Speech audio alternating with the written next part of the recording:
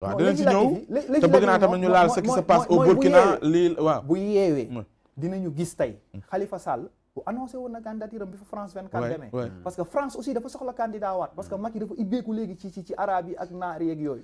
donc gis nañu benn simulation bu amoon diversification bi am ci bu amoon France 24 ñëw fii dem fële Khalifa wax beneen bi stop Karim dafa Macky dafa am botte secrète muy kaawu Karim Wade l'attitude du PDS ak wàllu ci élection yi depuis 2019 kenn xamul fu ñu jëm carte la muy joué carte la boo xam ni mën na ko indi pour réorganiser waat l'opposition oui bi ci topp bu yeewee nit ñi rapport entre Ousmane Sonko ak Khalifa Sall ak ñoom Barthélémy dafay éclaté wu Déthié Fall dafa présidentiable la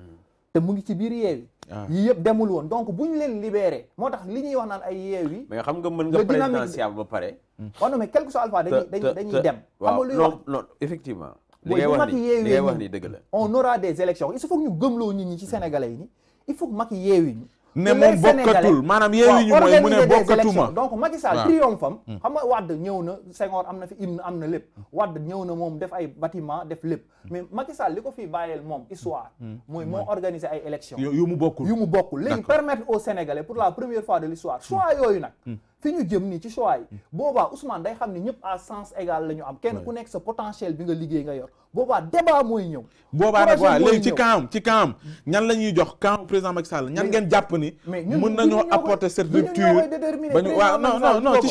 choix yi non dañuy waxtaan ci choix yi c'est important laataa ñoo daaneel parce que choix yi ci camp ñi nga xam ne jàpp nga ni quelqu'un qui peut rassurer oui man gis naa Dauphinam am quoi gis naa Makhtar Cissé waaw c'est-à-dire en fait Benno li mu subir nii lu extraordinaire la il leur faut quelqu'un boo xamante ne bii il va servir d'interface pour les 2 ans à venir d'interface comprends boo met une page Facebook pour utiliser un peu en fait le vocabulaire informatique interface koo xamante ne aujourd'hui moom mën na wax ak opposition bi mën na wax ak société civile parce que aujourd'hui rapport de force yi dafa changé données yi dafa changé kon ci premier ministre bi mu war a tab ba mën nañ ko fa xaare non premier ministre bi moom bu doon xalaatoon na ko maanaam su ma nee choisiroon na ko dans sa tête non dafay changer ah oui au regard de mais la nomination waaw moom laa wax c'est politique moo tax mu bàyyi justement ba après local yi pour am une lisibilité bu doon am na koo xamante ne jàpp na ko mu tudd Pape Ousmane Cissé mu perte Yoff non dafay changer ah oui dafay changer foog mu changer léegi nag pour par exemple son Dauphinat loolu ça va être très compliqué parce que xam nga APR mooy parti boo xamante ne bii Macky Sall rek lañ nangu mu jiite leen ma loolu dafa ma jaaxal quoi Macky Sall rek lañ kese lañ nangu mu jiite leen keneen koo teg say suuliyet naa maanaam suuliyet naaw candidat boobu xeex la mais loolu mooy li am Parcelles Assainies loolu moo am un peu partout les gens ne se sont pas investis personnellement ils n'ont pas mis les moyens pour battre campagne comme ils le faisaient juste une campagne de façade mais gis nga résultat yi d'accord les gens se sont organisés pour faire perdre à des gens yoo xamante ne on les considère comme quelqu'un boo xamante ne bii c'est pas un libre en fait c'est pas un APR véritablement en fait de souche quoi comme on dit comme quelqu'un comme Moussa Sy et cetera te loolu moo am un peu partout ba pare erreur bi nga xamante ne président daf koo def mënoon na koo def bañ koo wax c'est-à-dire le fait que mu taxaw publiquement ne am na ñoo xam moom ba pare à l'extérieur am na liste yoo xamante ne bii moo leen jox ndigal loolu c'est-à-dire en fait am na yoo xamante ne bii en politique par décence mën nga koo def mais doo ko wax ah oui si doo ko wax d'accord donc bëgg naa ñu ñëw ci posture kon président Macky Sall parce que ni ngeen ko junjoo nii mooy ni bu résultat yi génnee ba ñu fësal lépp ba ñu xam ku ci nekk d'ailleurs résultat yi su ma juumul fii ak ngoon waaw provisoire jàpp suba waaw démb waxtaan ak préfet ñu ngi compiler donc fii yëg fin d'après-midi résultat provisoire yi day génn ah mais li am nii lii moom la ñuy confirmer lan la ñuy confirmer leen ah man su dee li may junj mooy seen point de presse démb bi waa benn bokk yaakaar waaw mais non ba tey bataille d'opinion ba tey mooy continuer di am parce que droit bi waxagul ku ne yor nga sa këyit mais bu droit waxee yëf yi frenkulaayu c'est le seul levier boo xamante ne bii buy wax président day déglu damay déglu keneen dañuy déglu keneen day déglu abu bëgg naa ñëw ci corruption bi ñu xaw santé la société civile taxawaay bi doon am non xam nga dafa am benn volet boo xam ne le kii bi mu balaa may ñëw société civile président de la république dafa am benn donne xam nga ku muy tànn moom ci boppam. fii Sénégal dañu war a bàyyi loolu ay. mais la réalité sociologique c'est important. xam nga lu tax aujourd'hui quand on dit le président de la République est le mieux informé et le plus informé. le mieux informé moo ko war a permettre mu xam pour tel profil. yaa ngi dégg ban répondant wala par exemple ban réalité sociologique moo war a correspondre pour tel profil. ça c'est important dafay juum xam nga sànq loolu parce que quand quelqu'un boo xamante lay wax ne la xam nga tey wax nga cité nga Makhtar Cissé bi mu gëm moom président xamante naa Makhtar bi Makhtar di nekk xam nga Makhtar ñoom Oumar Sarr ko propulsé yóbbu ko fële jàppale ko mooy seen sotu Dagana boobu tan waat bi muy nekk fee bokk na ci ñi ko jàppale bi muy nekk fële fee moom muy dem pouvoir bi Makhtar ñëwee ñu jox ko Sénégal politique na si ba récupérer Dagana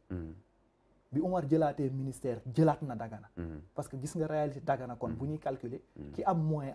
ëppale fa mooy ñëw moo koy téye donc moom laa la ne la ñoom ñooñu noonu ñëpp koo ci jël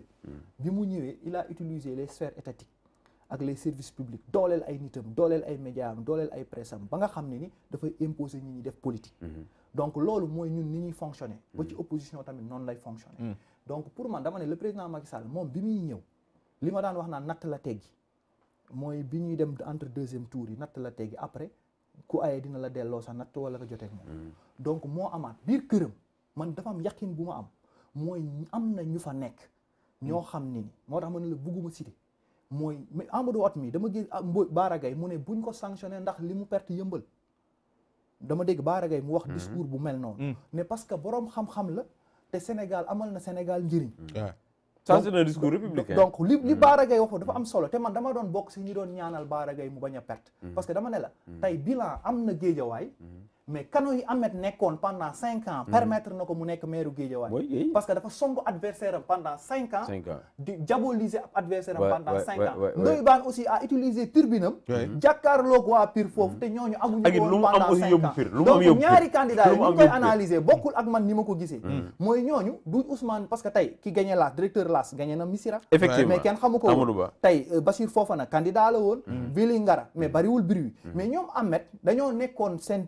tribune yi ñu bokkoon profito foofu pendant 5 ans utiliser des termes contre leur adversaire donc moo dal aussi Ndoye Bane aussi tamit moom moo ko dal fu mu toogaan dafay wan waa Pire par discours que lii nekkul ñëpp di ko déglu moo amoon marketing politique la marketing bi leen seen tribune yi permettre ak seen appareil yi moo leen may li ñu am kee contre Aliou Sall depuis pétrole ak gaz bi ak depuis coow li dafa ŋànk bàyyiwul finalement nag nit ñi gis ni Ahmed Aïdara moo incarné loolu te leader yooyu noonu doon ko jàpp dafa am beneen lecture c'est-à-dire ñoom pour ñoom Aliou Sall il n'est pas un Guédiawaye en fait de souche moo tax moom dans son mouvement qu'est-ce qu'il dit Guédiawaye la bokk ñoom dañu jaay gis nga ñoom noonu lañu en fait vraiment une bonne trouvaille en fait d'intégration Guédiawaye la bokk donc fi bokk da ngay génn non xam nga lu tax xam nga loolu xam nga tey Khalifa Sall Louga la juddoo Diop Sy fii la jógee plateau mais bokkul xam nga dama ne la rek bokkul dañ ko utiliser non yow vous dites non dama wax c'est dañu wax dëgg pour dëgg non dama réaliser ñëw bëgg implanter wu pour des raisons politiques non defal ndànk suffrage indirect bi amoon ñëpp noonu lañ leen fale c'était Khalifa Sall qui devait pas être maire de Dakar mais yow xam nga ne Amadou Hott non c'était pas Khalifa Sall qui devait pas être maire de Dakar bu fekkee dañuy sukkandiku ci non li ñu dama wax ni Doudou Issa Niasse suffrage indirect bi amoon c'est que moom laa la wax ne donc il a demandé de laisser moom laa la wax ne la moo tax ma ne la réalité boobu déggoo li ma la wax ma ne la li ñu reproché Aliou Sall am na téeméeri Aliou Sall mais politique moo ni mel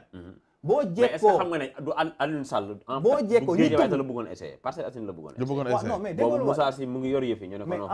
Amadou Ba bi nga wax sànq léegi-léegi yow nee nga Amadou Ba bi nga wax sànq léegi Grand Dakar gi mu dëkk juddoo daf bu fa duggee dañ koy wax fii loo fi laaj am ko fi parce que jàkk ji sa maam nangam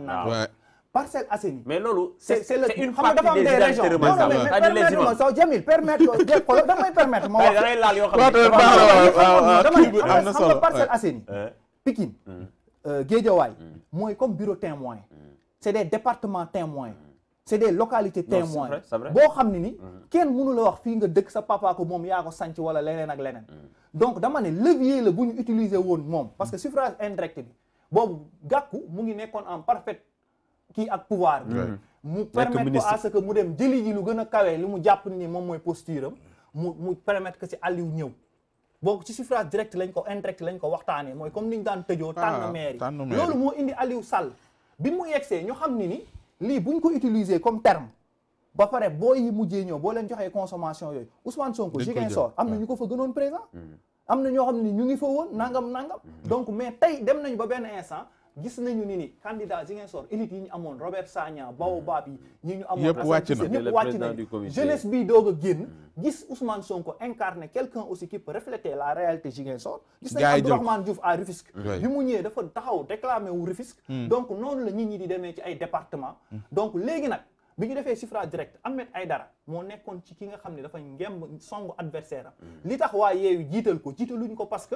dañu ko jiital parce que moom la ñu bëgg ak expertise am de mais dañu ko jiitaloon parce que mooy personne bi mën a battre Aliou Sall parce que moo utiliser cette marketing moo utiliser loolu mais bu ñu demee à la gestion ca cappaandaw ba ca séddoo ga ca nan la ñuy joxee quota ak nan la ñuy joxee xaalis ba ak nan la relation yi di ñëw ñoom ñëpp fa lañ leen di xaare ak tamit ville de Dakar buñ ko jotee ñoom ñu jot ko ñoom Barth jot ko nan la ñuy gérer trésor yi ak budget poste yooyu am ruq yi am ci cabinet loolu ban taxawaay la ci société civile di am laa nag société civile bi nag en général parce que yéen moom dafa mel ni mais ñun yéen war ngeen yeeweeku de non xam nga ñun dafa am benn problème dafa mel na yéen a yeewu de civile boo xam ne ñoom déggoo leen seen traite moo nekk élection ñoom financement les courtiers politiques financement yi am yëpp organisation